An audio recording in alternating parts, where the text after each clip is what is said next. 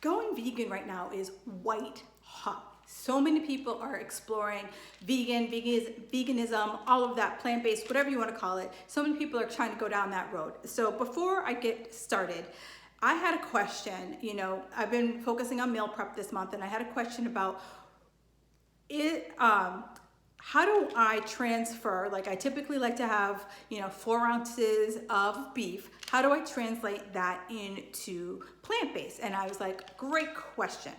So first of all, you can't. It's not like baking, right? It's not like, oh, I'm out of baking soda, so use, some baking powder and some salt. I don't bake, so if that's wrong, don't call me out on it because I don't know. But you know what I'm talking about. We've all seen those substitution guides. That's not how going from an animal diet to a plant-based protein diet works. Not at all.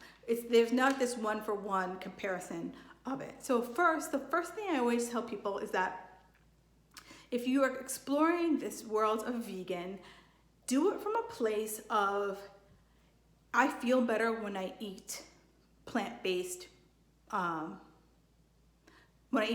proteins. Do it from that place versus, hey, I saw so-and-so and she lost a shit ton of weight, so I'm going vegan too. Because I'm gonna tell you that vegan isn't exactly, I don't think it's an easy road, right? There's a lot of work to do. I was vegan for 6 months and I found myself, I was cooking a lot more than I ever did.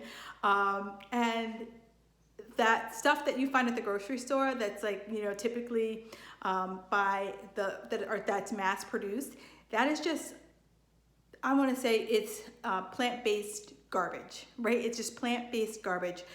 And when you flip it over, it's filled with processed filler crap.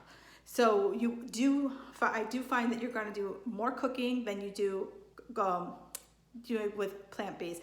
Eventually, more and more people will be doing more plant-based, and you'll be able to find kind of more of like the healthier pre-cooked stuff. But right now, that's not the case. So let me answer the question at hand, off my soapbox. And let me answer the question at hand. So she asked, I usually have 3 to 4 ounces of an animal protein. How do I translate that into plant-based? Well, like I said, it's not a one-for-one. So let me just break it down for you. So if I had 3 ounces of beef and it's 154 calories and it's 25 grams of protein.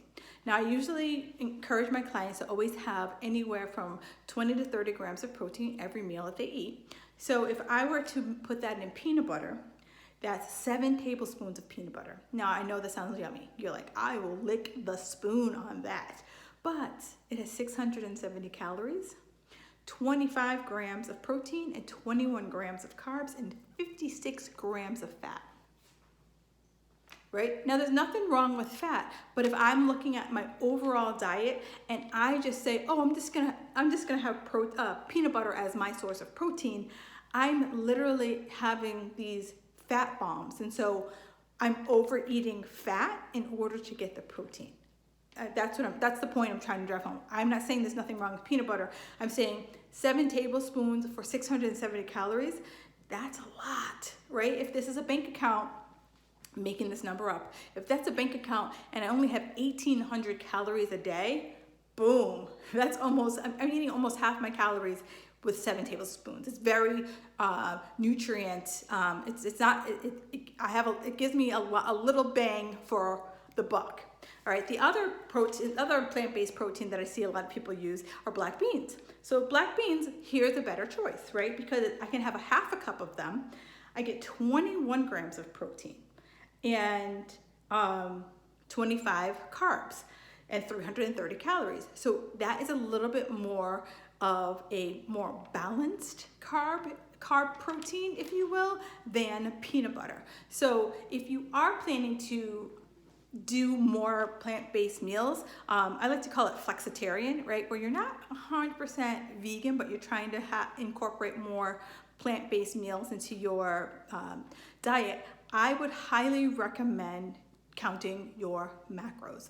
I'll do another video all about macros, or you can just Google macros and someone will literally walk you through how to do that. But I just wanted to make sure you understood that it's not this one for one, and that if you're really thinking about going vegan, really understand, is it realistic for you? Are you excited about it? Can you make a plan to have a life with vegan, eating out, going to parties, all of that magical stuff? And is it sustainable for the long haul? If it is, rock on with your bad self. All right, if you have any more questions, do me a favor, leave me a comment below. I'm always looking for great ways to answer your questions.